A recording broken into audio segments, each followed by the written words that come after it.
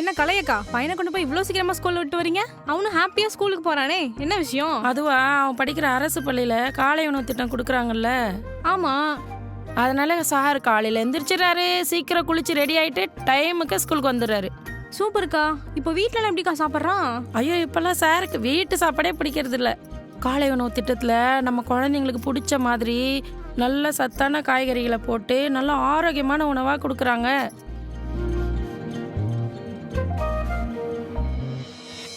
அப்புறம் படிப்பெல்லாம் எப்படி போகுது அவனுக்கு? வயிறு நிறைஞ்சா படிப்பு தானா வரப்போகுது.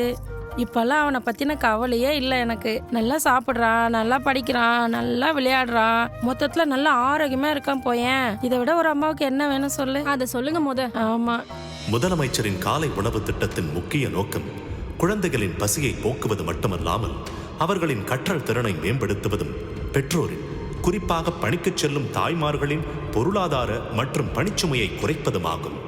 இத்திட்டம் குறித்த அறிவிப்பை 2022 மே 7 அன்று சட்டமன்ற பேரவையில் மாண்புமிகு முதலமைச்சர் திரு மு.க. ஸ்டாலின் அவர்கள் அறிவித்தார்.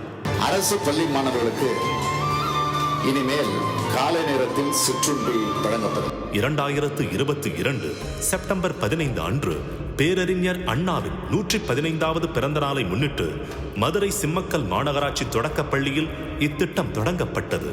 முதலில் அரசு தொடக்கப் பள்ளிகளில் 1 முதல் 5ஆம் வகுப்பு வரை தொடங்கப்பட்ட இத்திட்டம் பின்னர் ஊரக பகுதிகளில் உள்ள அரசு உதவி பெறும் பள்ளிகளுக்கும் விரிவாக்கம் செய்யப்பட்டது.